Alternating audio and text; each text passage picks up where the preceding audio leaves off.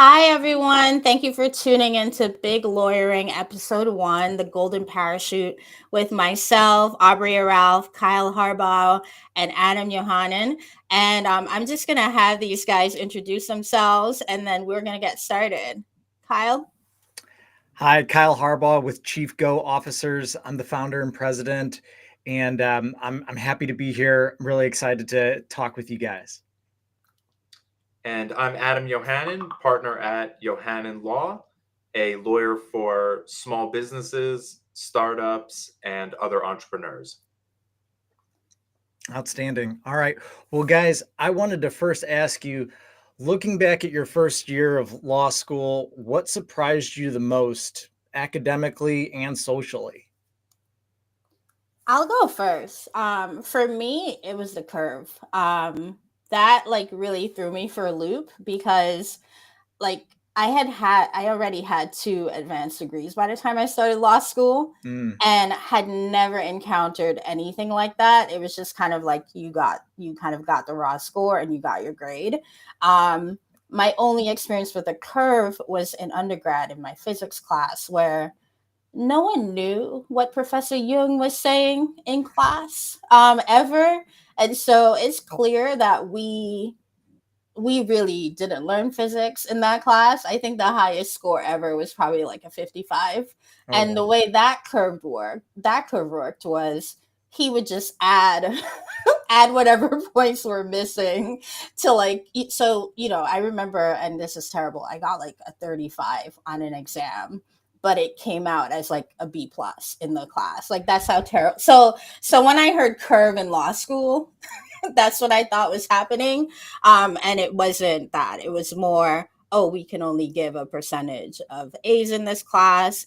You can get a 90 raw score and still end up with a B plus. And so that was something that didn't sit well with me because, I'm a gunner. I won't pretend that I'm not. And so that was very annoying for me.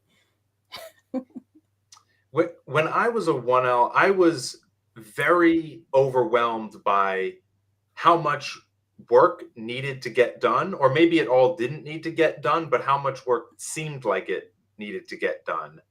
And I didn't have all these tools of efficiency that a lot of 3Ls have by the end. So by the end, I could pump out a B plus or an A minus in a class with a very minimal effort.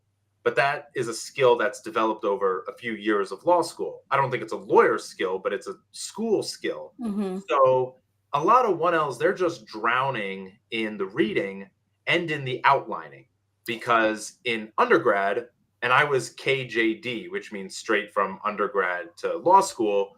You have the class, you do the readings, hopefully they're not so bad, you outline, take some notes in class, try to remember, and then you do the exam. And that's a tough system for law school for a few reasons. One, there's too much to outline usually, and there are reliable enough outline precedents, especially in 1L. So all the 1L classes are major, big classes with professors who teach it every year. And so there are outlines available. There are some sources that are better than others. The best sources would be someone you know at the school, same professor. But then you can go online, at least in my day, and you can find outlines that at least are tethered to the textbook, if not the professor in the school, but maybe the professor in the school. So getting the outline is a huge thing. Another thing that I didn't realize was that the practice tests and the application of knowledge as opposed to the regurgitation of knowledge. And I think some undergrads might be better than I was at that. Maybe the engineering students had or something more of an understanding, but my undergrad as a liberal arts student, it was enough to just know what was taught and then just regurgitate it, and that could get you there. There wasn't too much analysis. So that gets into the whole idea of what does it mean to think like a lawyer, which is a term used perhaps too much around the 1Ls, but it's kind of true. And I think what it kind of means is like just get to the point and solve the problem. So that's the mindset shift as a student that I think was hard for me. And that's not even touching on the social aspects, but just to keep it Mm-hmm. on the school side for now, Yeah. that was tough. Yeah, But I will say, to add to like the thinking as a lawyer thing, it really wasn't so much that, but thinking like the professor you had that semester, and really being able to articulate in a way that they would kind of read what you're saying and just be like, oh yeah, I love that. And so, one of the ways I think I managed that aspect was I was like an office hours girl, and I went from day one. I was like seeing my professors like every other week. And then once midterms or finals time hit, they wouldn't see me because like now like they're overwhelmed with all these people. And so like my professors had in their minds like, oh, Aubria is on it. So like me like psychologically trying to get them in the frame of mind they need to be, so that when I had a question, like they were ready for me, kind of thing. So I feel like no, like really getting to understand my professors early on in the semester really prepared me. And I didn't outline. I tried outlining the first semester. I didn't case brief either, because it always felt like my briefs were longer than what we had to read. The outline was longer, and so I ended up just doing practice exams. Like whenever we learned a new thing, I did a practice exam for that section, and kind of did it that way to study. And those for me, those times when I did that I was most successful than trying to do what they tell you to do that first week, of law school.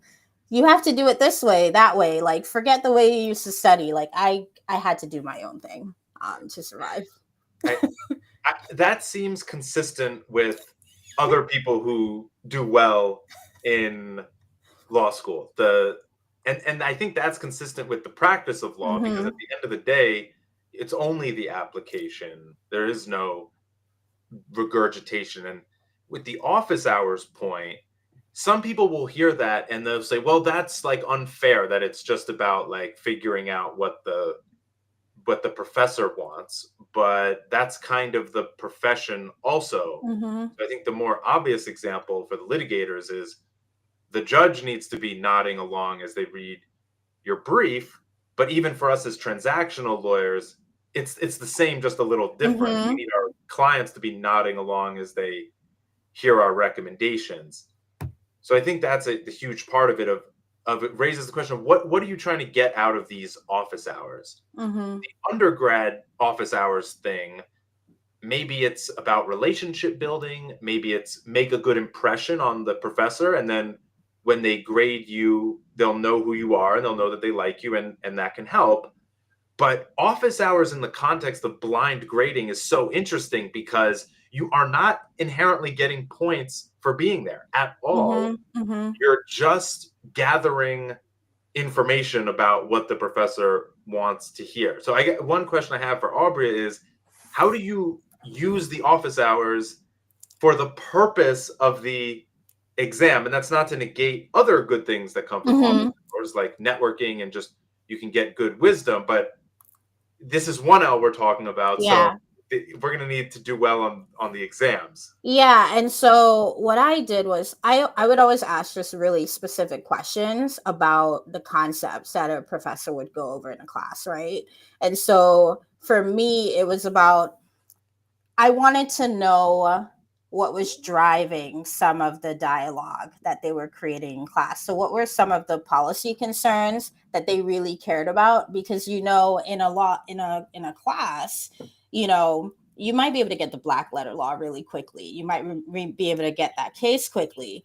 But that's like 80% of the class, right? And so to kind of put yourself in that like A minus to A plus range in an exam, you want to not just get policy concerns under your belt when you're answering a question. You want to make sure it's a policy concern that this particular professor is tuned into, And so like I would leave like breadcrumbs in a lot of my exams. And in fact, one time it actually backfired because I was showing off so much that I got too caught up in myself that I forgot to answer the question because I was busy being flowery and extra. And I this was for like a con law exam, and I remember I ended up getting a B plus on the exam because I just completely was like trying to like feed him more breadcrumbs in the answer to the questions, if you will.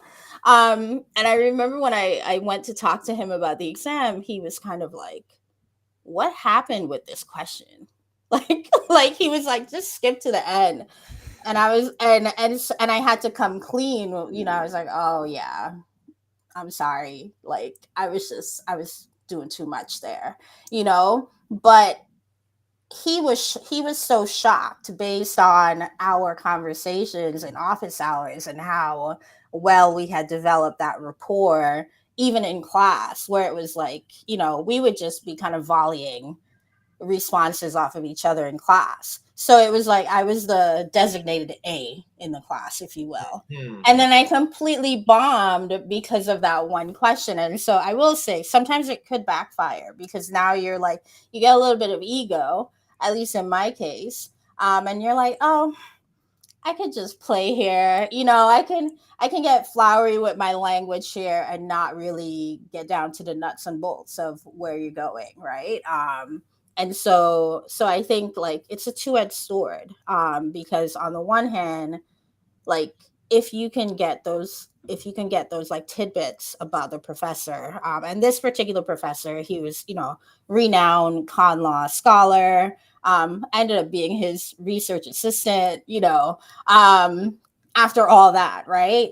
And it was one of those things where I had to kind of navigate, okay, what is my knowledge base versus like what does he really care about for this particular class, you know, like what are the frameworks we're really paying attention to, and I think that's what ultimately helped me in that course. That makes so much sense. And I think what you're touching on is this high risk maneuver that isn't Mm-hmm. mandatory, but it's necessary to be the A. Mm-hmm. We're assuming the curve where just like a B Yeah. can get an A. Mm-hmm.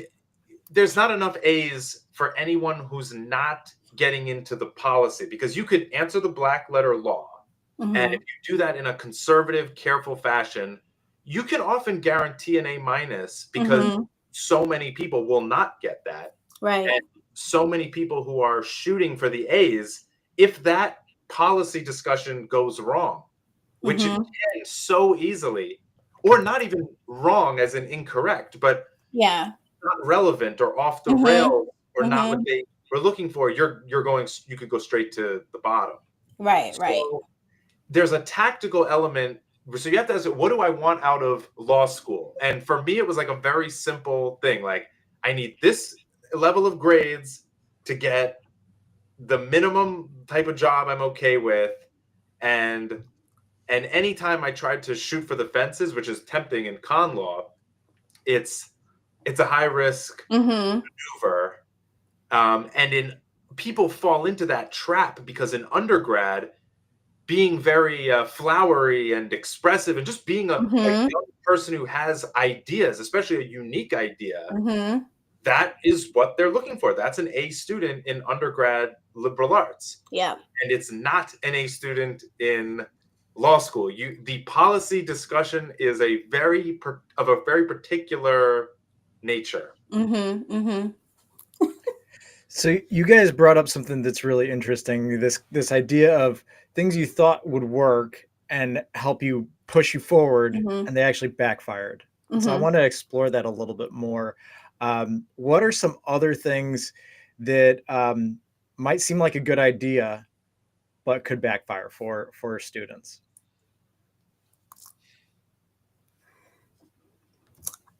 So study groups.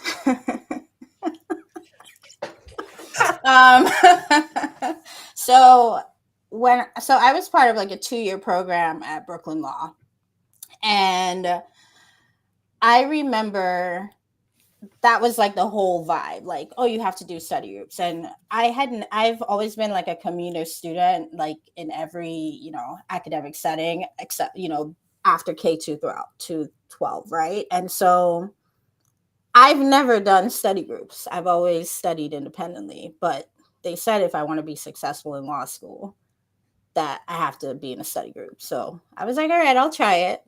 And then I found out that like people might want to sabotage you in study groups. Like purposely, either like just purposely like derail a study group session, because like if you, to me, like it's not always this nefarious thing. It's sometimes where they're like feeding you bad information, because to me, like you can always check bad information. Like if somebody can feed you bad information in a study group, it means you haven't done the reading and you're not checking what they're saying. And so like I went into study groups thinking we all don't know anything. But we're trying to learn together and grow together, and like we can practice together, right? And I remember working just with one other person, and she never seemed to know anything that I didn't know. And I would always spend just like an excessive amount of time explaining things to her. And then she ended up callying on an exam for something where like she really didn't know any of the material. And I remember being like ticked off. Like, I'll be honest, like I was pissed, because I was like, okay, I thought you didn't know anything the whole time, and now all of a sudden you tallied. Forget, for the raw score, she got like a 36 out of like 100 possible points. um and like we just had a bad professor that for that particular course that time around. So it was just a luck of the draw for her, right? But I remember after that experience, I was like, I actually want to learn while I'm here. Because I don't want to spend time like studying. Like, I don't like to study. So for me, like, it was like, okay, I'm going to go back to my independent way of studying, which is I handwrite all my notes because once I handwrite notes in a class, I remember it. And I pre-read for every class. And so that's what I did. And that ultimately worked for me. But like, and then I remember starting a study group in my 2L year, where it was just we didn't do any, there was no lecture part of the study group. It was, we're going to do practice exams. We're going to we're going to talk about what we got, the issues we spot, then we're going to compare it to whatever the model answer was. And that was like that was the only thing I did for study groups after that, because anything else just seemed silly to me. Like, go to office hours if you need to like learn the concept.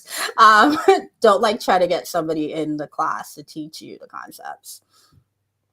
That's exactly what people try to use it for. I had a study group my 1L year. It was really just a study partner. Mm-hmm. And we used to just hang out and do the exams or do whatever we were doing. Mm-hmm. And we became like great friends even to this day. So it was like a wonderful social thing. But like all we were doing was just having these like flowery discussions or whatever, which was just intellectual and pointless. And I was like, if I was going to be doing that, I might as well just be doing it with the professor.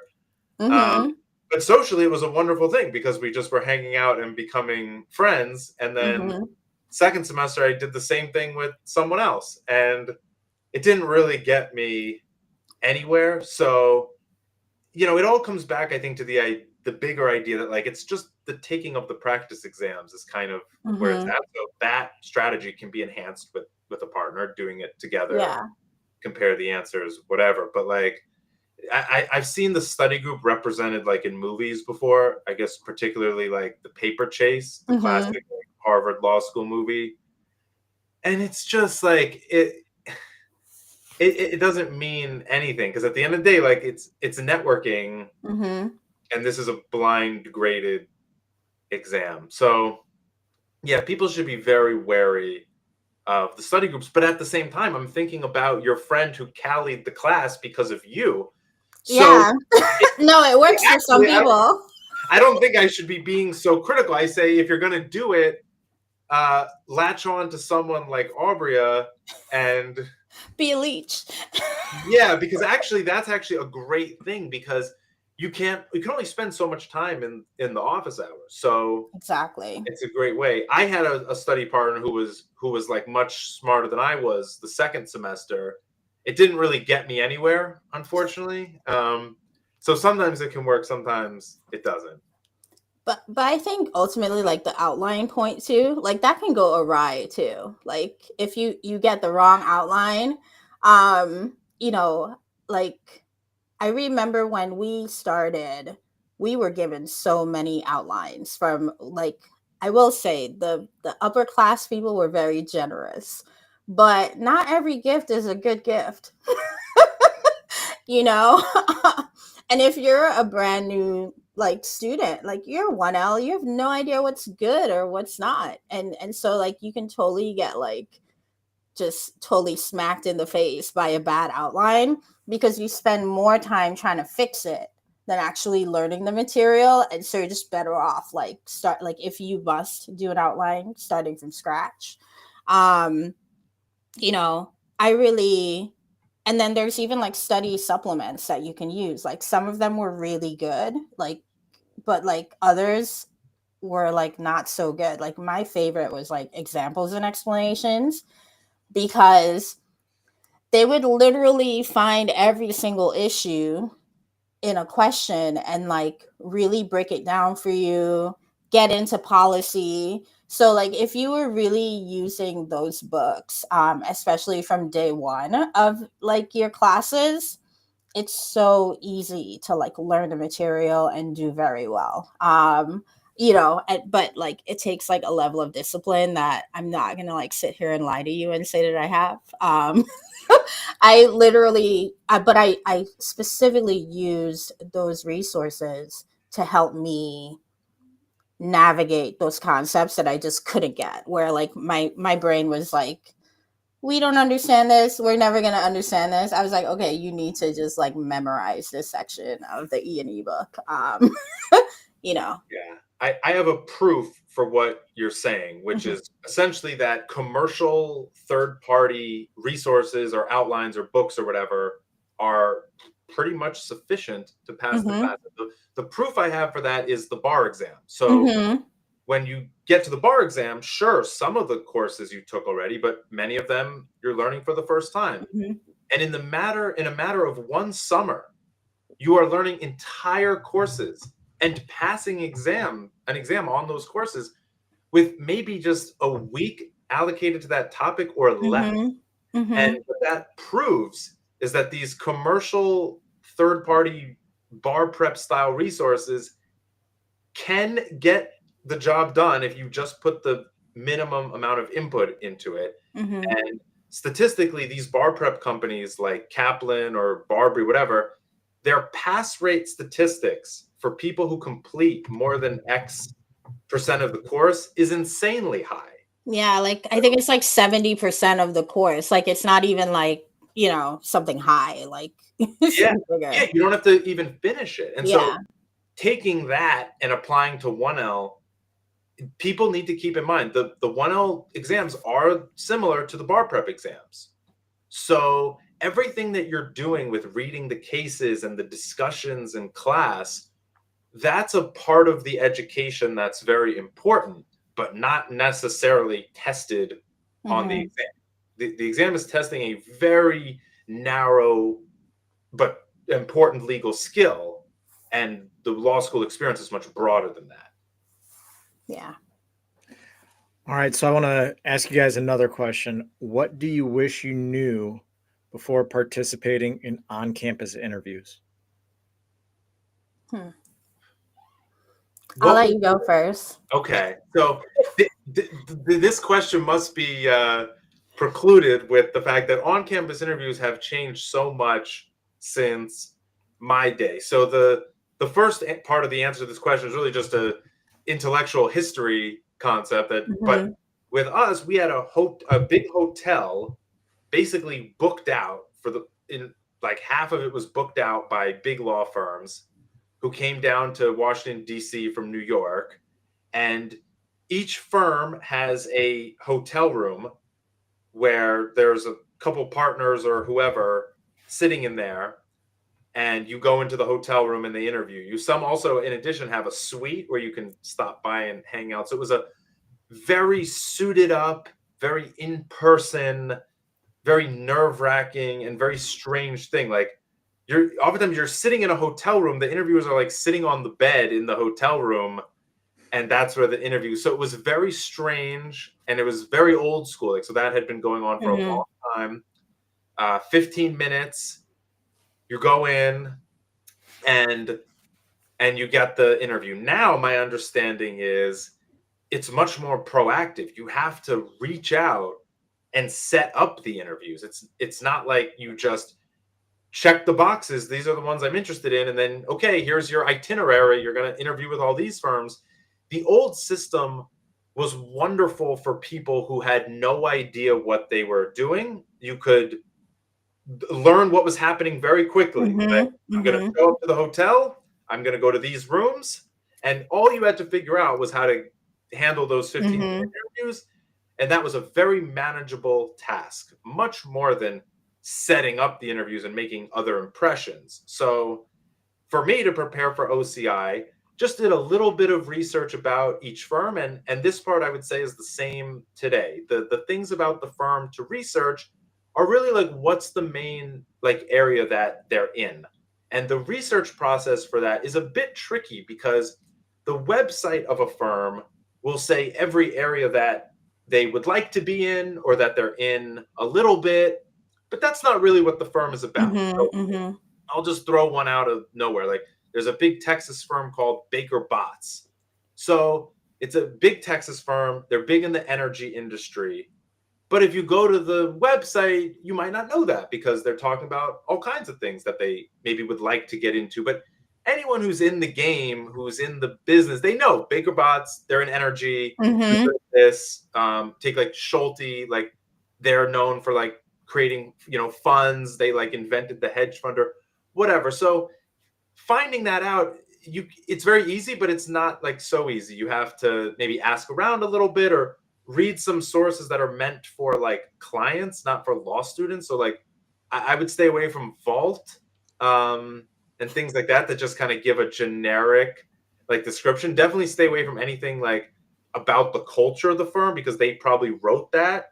And like, so you might repeat that back to the partner, and the partner's like, that's not our culture at all. So it doesn't take much. You don't have to be super sophisticated. It's only 15 minutes, but if you know like basically what the firm is in and ask a few thoughtful questions about that you're genuinely interested in. So I could say something and they know you're ignorant. You don't have to be an expert. So here's how I would approach like Schulte, for example. I would go into the interview. I'd say, look, I know about Schulte. It's like this historic, funds group.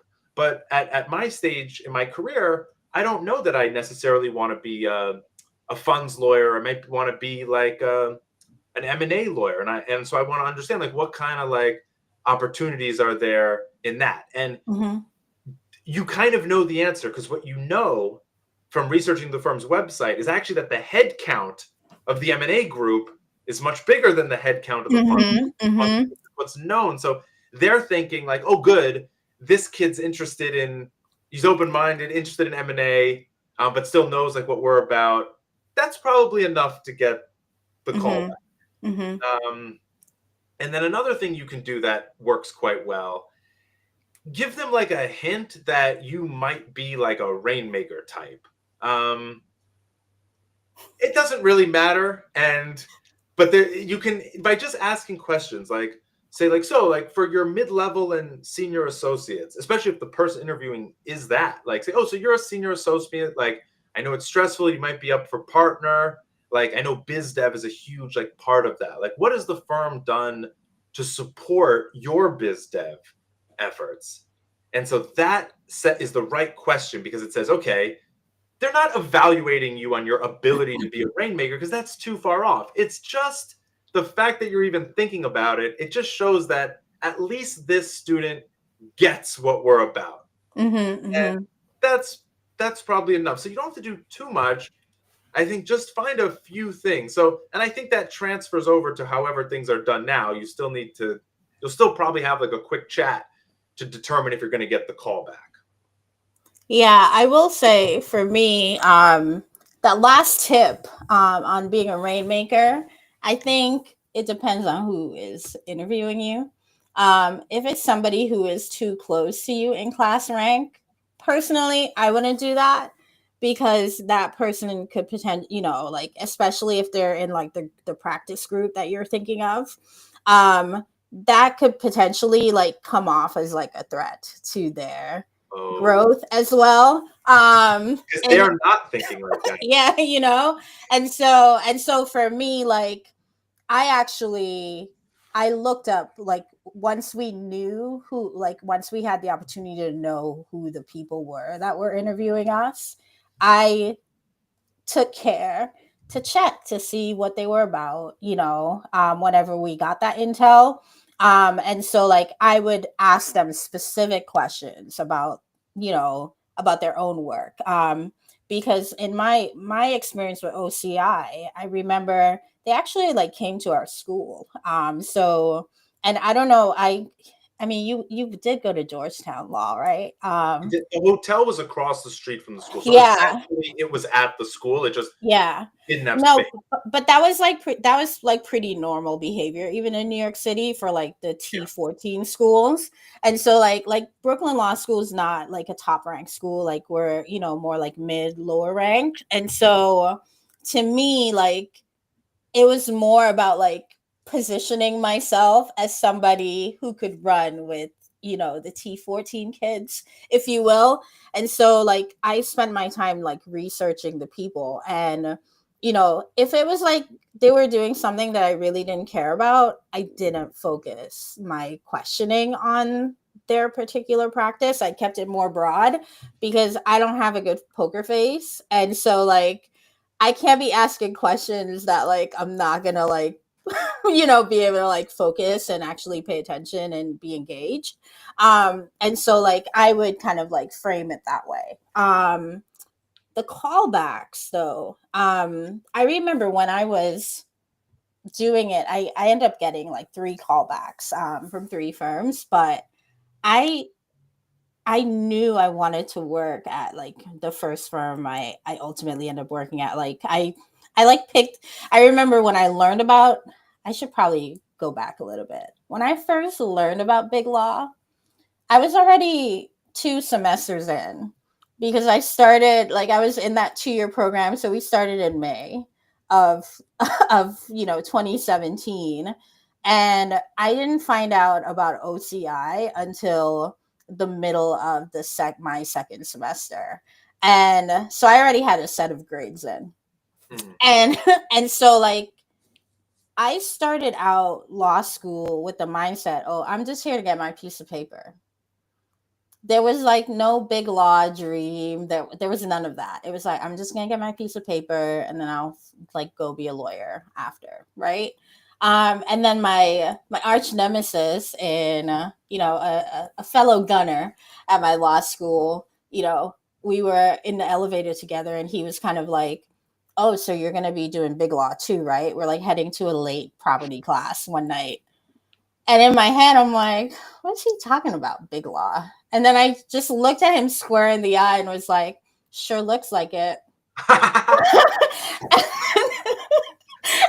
And then we get off the elevator and I like hightail it to the bathroom because I'm like, I can't let him like look over my shoulder and see me Googling big law. Because I just had like no clue. Like I had heard of like large corporate firms. I just had never heard big law, like the concept, right? First generation everything over here. And so I remember I just like Googled it, and like the first thing they did was kind of like show the summer associate like salaries. And I was like, what? They they're gonna pay us that much to kind of sort of learn something, but they're also gonna like wine and dine us too. I need to get one of these jobs. And like I wasn't even thinking. It was funny because my initial response wasn't, oh, I'm gonna go be a big law attorney. It was like, oh, I need to get one of these summer associate positions so I could pay for the rest of law school. Like that was just my mindset. And then like the grades component came into play, and I think at that point I had a B plus average, and I was like, oh, this B plus is not going to cut it for like top 15%, because that's what they were looking at. And so this is my plug for grades matter. If you wanna, if and really like they matter for options, right? Like you just want like to maximize your options, and so you don't want to not be able to do some, like not even be eligible to apply for something because you don't have the grades, like especially if it's something that you want. And so I don't know, like I see this a lot on LinkedIn, especially. Oh, grades don't matter, just learn, just enjoy the ride. No, your grades are going to matter, especially early on in your career. So please, like if you have, big dreams, like, and frankly, even if you're just trying to figure it out, you definitely want to make sure you have the right grades, because you don't want to be figuring it out and then end up in a position where like you can't recover, right? And so that having that B plus average was a grade that I could recover from at that point in time, because I was like, oh, you have two sets of grades. And so I remember going to my career services person and telling her, oh, I think I want to do big law. And she was like, oh, well, I don't know if that's going to work because like your GPA. And I was like, well, what does my GPA have to be this semester for me to get it? Like, and she was like, oh, you're going to need like a 3.6 or better. I was like, okay.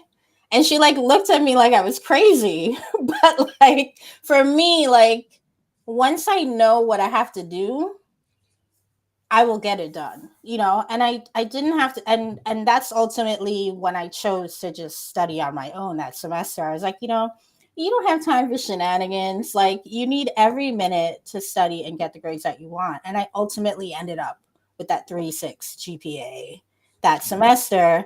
And then although I got hit by a car the following semester, I still doubled up. And like in the end, like I ended up being like, I think top 12%, so I could actually apply for OCI and have, like an actual opportunity to do the thing that I wanted. And so like that's I guess my tidbit is I wish I had known about big law sooner. For two reasons. One, I might not have delayed my start of law school as long as I did. I got into law school in 2009 and I delayed it because the market crash happened.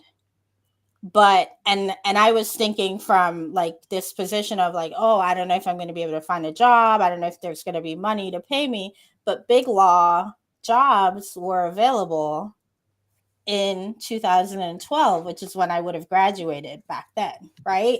And so so for me, like now when I meet a law student, I talk to them about it. Like even if it's not something that's on their radar, especially first generation people, I'm like, "Oh, have you heard of this?" Because like I think it's so important to know what's available to you so you can make a good decision about, based on like actual information, not just what you're hearing from people. But yeah, that would be my thing. Like I wish I knew about it sooner. I think your story is the perfect evidence for why the new system is so terrible. So Mm-hmm. if you had come up in the new system, you would have had no chance Oh because yeah, only the first semester grades would matter. matter. Mm-hmm. And I can say anecdotally, many people do much better the second Yep. semester, which makes sense for all the reasons Mm-hmm. we talked about earlier about why it's so like obscure the way law school is. It totally makes sense that there would be a waiting period. And Yeah. in undergrad, not going into it not knowing the career landscape is very okay Mm-hmm. because the hiring takes place years later. And Exactly. that's the wrong assumption people make, that in law school it's the same thing. You'll just go in, want to be a lawyer, and that's not how law school works. Mm-hmm. And sidebar, the business school is even worse because it's only 2 years, but Mm-hmm. like the law school thing, I knew about big law. I discovered that on the internet when I was a sophomore in college, and I saw Mm. the 180K salary, which is much lower than it is What now. it is now. And I just could not believe it because I was comparing that to the job board for the undergrad. Mm-hmm. Mm-hmm. And so from the moment, I went in, I knew exactly like, and I realized, and this was in some ways this backfired from a stress perspective, but I was almost too aware of all the statistics. Mm-hmm. The career office of every school will put out stats for which they're required to put out by NALP. They have to say how many people get into big law, and I think internally they'll tell you like what's the average GPA, Right. what's the average GPA of the clerkship thing, or what's the average GPA for this firm or that firm. Maybe it's harder when the data sets are smaller, but Georgetown's the largest law school in the country, so they were able to put this data out without identifying anyone. And that kind of drove me a little crazy because I had like, I guess it was good enough or whatever, and everything was fine in the end, but I was a little bit too hyper aware. Mm-hmm. But that would have served me better nowadays because I would have needed to have that awareness to even understand Mm-hmm. what's happening. Yeah, no, I mean, and ultimately, I think like you knowing that information helped you like strategically, focus for like your LSAT, right? And make sure like your grades were where you needed it to be so you could get into the school that would ultimately get you what you want, right? Versus like somebody who doesn't know that information and it's just kind of like figuring out like 5 minutes ahead. Like, it's a very different. And so I think like on the one hand, yeah, like really stressful. Because you're just like constantly thinking about, oh, if I mess this up, if I, like what can go wrong, right? Versus, but I also think that saying ignorance is bliss is such a lie, you know, because it's only bliss until you end up in a situation where you're like, oh, I wish I would have known that yesterday, you know? And I think, so I think it's like what's good is the information is available, is more readily available now than it used to be. Because it was definitely really opaque back in the day, I feel. But I agree, this like early, almost like express OCI experience where you don't even have grades in yet sometimes, and you're like trying to, you're talking to these like how does that work, right? It's like what metrics are we using, truly using to say that like this person is going to be an it person at a firm, in like 5 to 10 years, right?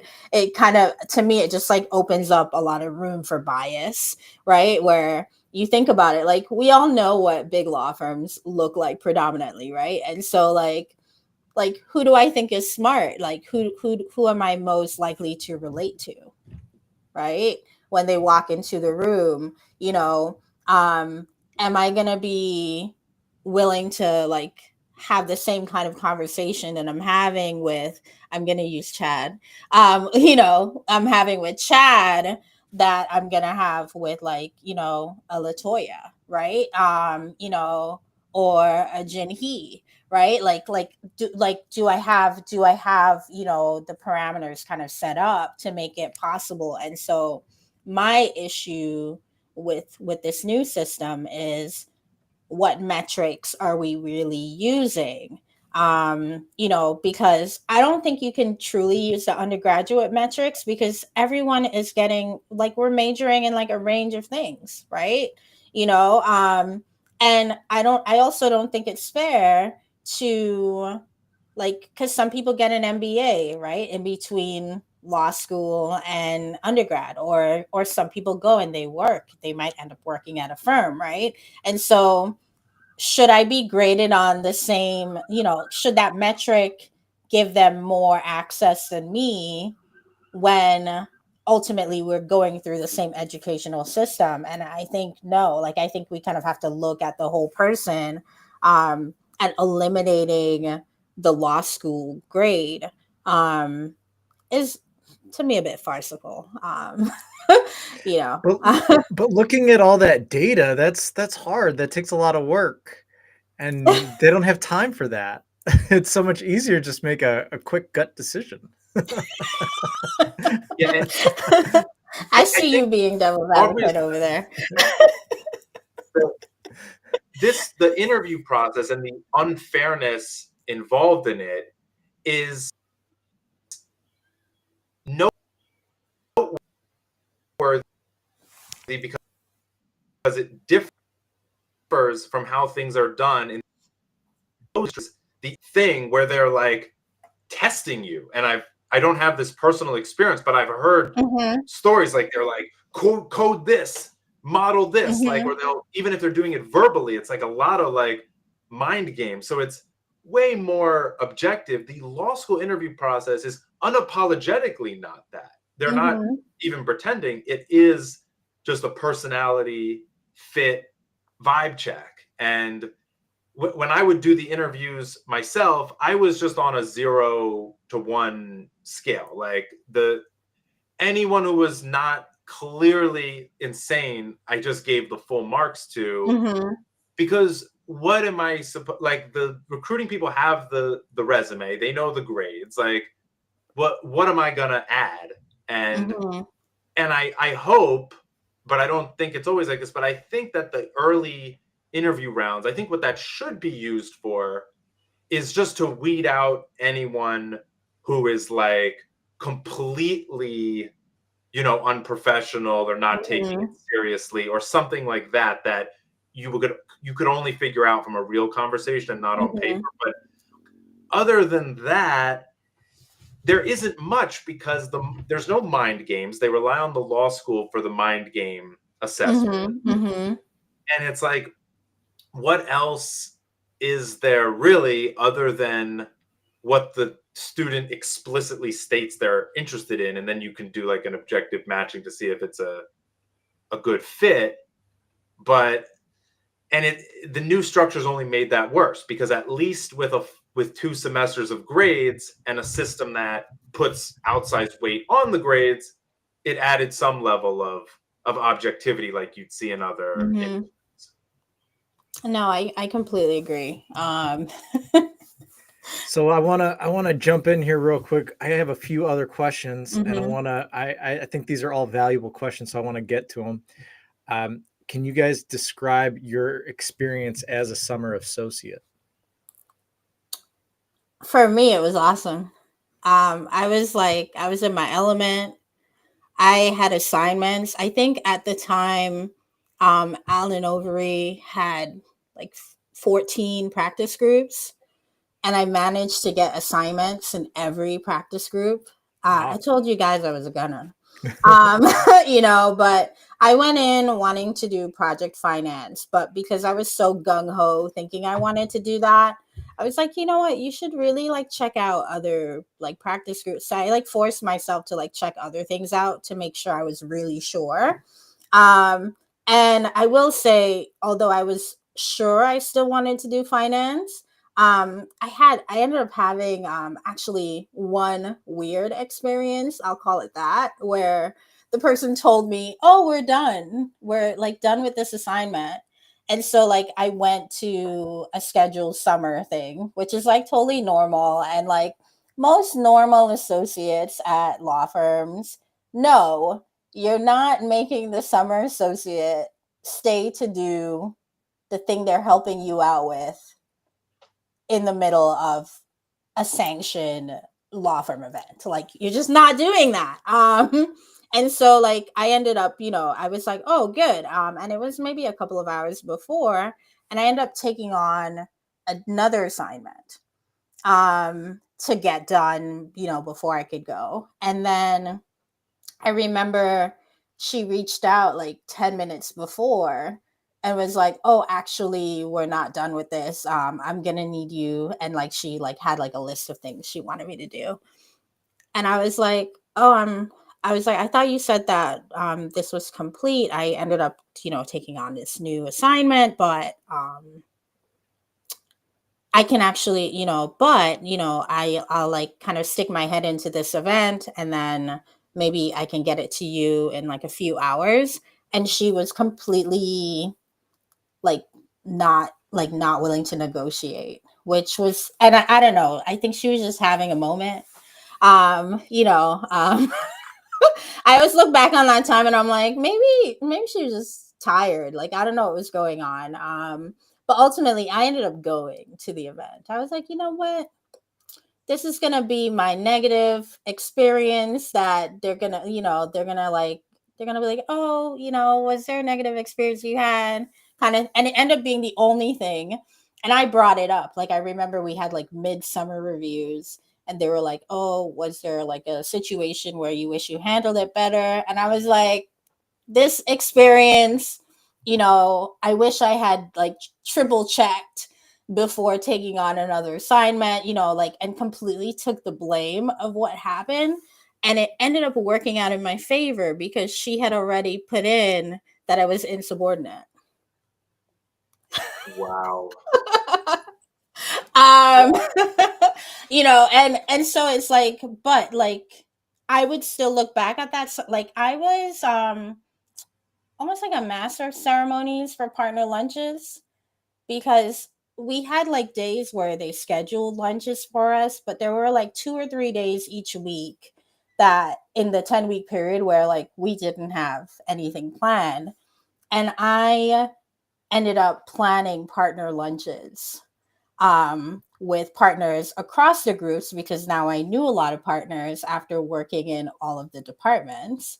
And I would just like invite a round of people each lunch, like, oh, we're oh, you said you want to be in a tax group, right? Like we're the tax partners are taking out for lunch, like do you want to go? And like kind of give people FaceTime with people they didn't necessarily have FaceTime with.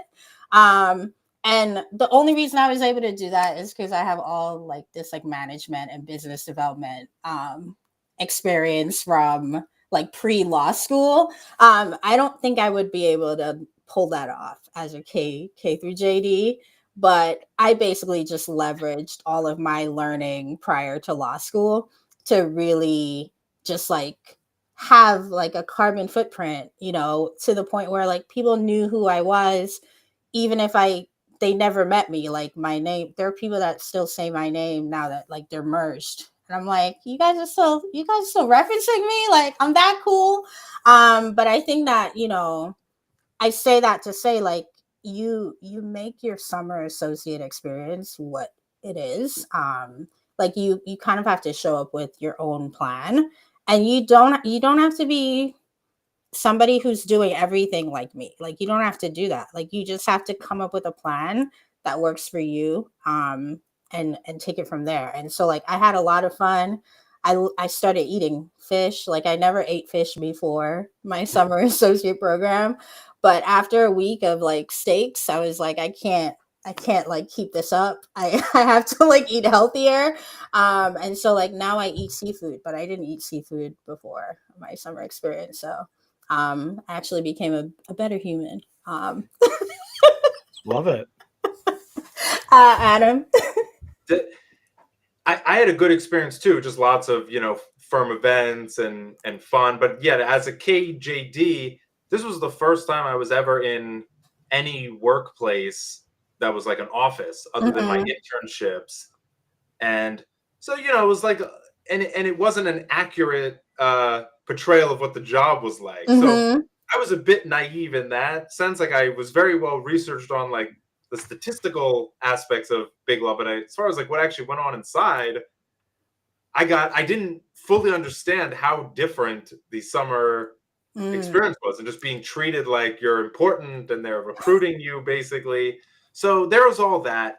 The main thing that I think people should take out of it, and the one thing that I think matters, is the decision of which practice area Mm-hmm. you want to go into. And that to me is what's most important about the summer thing, because that is at the end of the summer you'll make a decision that will define your entire career. So that's huge. And if there's a chance that you might not be placed where you want to be placed, then that adds a second element where you have to you're in the firm. You're not going to not get an offer, but you want to get in the group you want to get into. So that's a really hard thing to do, is to figure out like what group you're going to be in. And I think it just requires a lot of thoughtful questions with the senior associates and like really learning. So I also ended up choosing finance, and I was the only one in the summer class at Wilkie who wanted to be in it, because it had a reputation for being very rough and challenging. But the people in the group,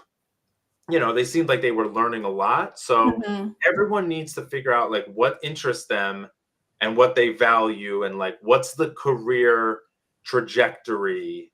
And without going too much into it, you have to look ahead and say like, okay, like what are the in-house opportunities for this group versus that Mm-hmm. group? Like, is that something that like I want?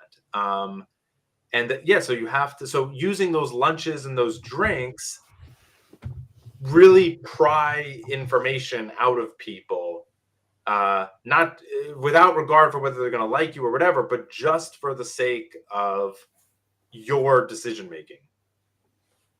All right, so I have a couple other questions here, but we got to cruise. We got only Yeah, a few we're more almost minutes. we're almost out of time. So I think Yeah. like pick like one of the. All right. Well, no, I want to hear it quickly, because other people want to know billable hours. Well, how do you manage that? How do you navigate other expectations like the availability and things around that? Adam, you want to take it? I was a very lazy and sometimes insubordinate in this regard. And in hindsight, I don't really care. So my firm's never had a billable hours target officially that affected your bonus, but like you had to bill like a certain amount. And like in total, like I didn't have a problem with the totals, but if there were like certain weeks where they would just give me too much stuff, I would be like, sorry, that's like too much. And once I started to say that at my first firm, I was only a few months away from leaving. So what I did was I left to a new firm, got a real nice signing bonus, and then what I did at the new firm, where I was only there a year, I had an incredible 3 months to start, build a ton, gave them exactly what they wanted, did an incredible job, and that allowed me to coast through the next 9 months at that firm. But essentially for me, like the billable hours and the workload, it was just too much. For me, I'm just too lazy for this, but I know Aubria has a very different view on this. So for me, like I actually had boundaries going in. I don't work on Sundays. And so that was something where, like, although I had Jewish colleagues who would, be out for Shabbat, they always ended up working some of Friday and some of Saturday, right? And so the idea that, like, I think it was like the first time the firm had somebody who practices on Sunday request Sunday off. And so there was a lot of back and forth. I remember in the beginning of like, how is that going to work? And I was like, well, the banks aren't open on Sunday. The investment banks are, and and rightfully, right? Yeah. And really, if like we're thinking like, but I wasn't doing at that point, I wasn't doing a lot of like APAC stuff. And I wasn't doing a ton of like Middle Eastern like finance stuff either. And so it was one of those things where I just kind of was like, that's the only thing I wanted. So even before I accepted my offer was rewritten to include Sundays being off. I love that. Right. And yeah. But again, like the only reason I was even able to think of this is because I had work experience before. This was just like a part of my life before that. So it was almost like a no-brainer, because I worked for retail companies that didn't bat an eye when I wanted to take a Sunday off. And retail's 7 days a week. And so if I could get off on a peak day in retail, there's no reason why I shouldn't be off. As an attorney was just kind of my mindset going in. And I will say, like, once that was clarified, it was like, oh, okay, like this is just part of who she is, like, you know, and there was no issue there. And so I worked like 5 to 6, I would say 5.5 days a week normally. And I was pulling something like, it was kind of ridiculous actually. Probably shouldn't say it. But I was pulling, minimum 70 hours a week. Um, and I think the most hours I ever worked was like 105 hours Dang. in one week.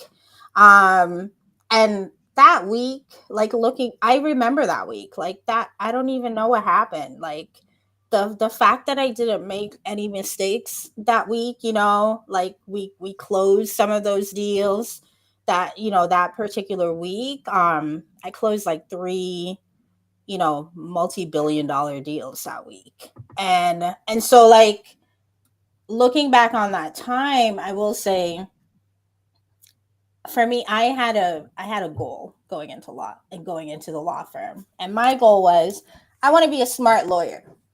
And so that meant from my vantage point, I was going to have to do the work, right? And so being on the deals, I didn't like busy work because you could get caught up doing a lot. Like people talk about billables, but they don't talk about the non-billable stuff that you can Mm-hmm. get sucked into doing, Mm-hmm. that that really nobody cares about in the long run.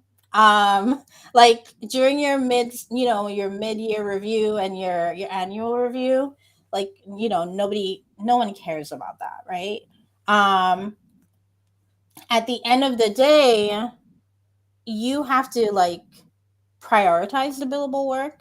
Um, and so like that was my mindset. Like even if I would like help out on DEI projects, social justice projects, whatever, if I had a paying client, if you will, like they took priority every single time. And I found that me just like being very strategic about my time, pulling back where I think that really helped. And I also started my career in the middle of the pandemic, so I could go anywhere anyway. um and that was helpful. I think I always look back on that time, and so I tell people, like, I don't know what it's like to start your law career where you're actually showing up to an office and having to kind of do the everyday, the things that you normally, I don't know what that's like. And so like it was easy for me to do all of that work because I didn't have to worry about a commute. Like the normal things we have to stress about going into the office, having a wardrobe, hair, whatever, just the priming you have to do, the back and forth. Like I didn't have to worry about any of that. All I had to worry about was looking presentable for a Zoom call if we had one. But most of my job was really just learning on the job. And so I really enjoyed it because, like, that's kind of, but that was my plan going in. And so, like, what I will say is, like, you kind of have to have a plan that's bigger than kind of like the norm, like that's bigger than just being at the firm or just being in that practice group or whatever. It has to be bigger than that, even if your plan is, I just want to work here for 3 to 5 years and then go and start my own thing, right? But I think having that plan makes you a little bit more strategic about how you maintain, your billables. And then like being willing to push back, like, and kind of say, hey, like, I have too much on my plate. I feel like most of the time my teams would be like, oh, you have too much on your plate. Like, no, like you have 5 deals and that person has 2 deals and you're complaining you don't have enough deals. Like, no, like let that other person work. But again, like I just had a very different goal early in my career. Than I think most people are just figuring it out. And so ultimately I like Adam's way though. that Well, like like this is too much work, like because ultimately, like, I saw an article recently where, like, I think it was like finance associates at, like, I don't know, like at one of like the major financial institutions. They're working like 110 hours a week. And so, like, I did the math, and it's not a sustainable thing. This is how, like, people get hurt. This is how, like, multi-million dollar mistakes get made, right? Yeah, And so it's definitely. like, I think there needs to be consideration of both. But we are out of time, Kyle. Yeah, I know. Gonna get We've all got the so much questions. good stuff here. So much good But information. I think, I think we could definitely, for the next episode, we're talking about learning the curve. And I think, for me, part of learning the curve is learning how to manage billable time, how to manage up, how to manage sideways, how to manage down when you start, like, you become a manager as a second year associate quick and in a hurry. And so we'll talk about some of those things as well. I'm looking forward to it. Well, thanks a lot, Aubria, and thank you, Adam. It's been great talking with you guys. Thank you. Bye.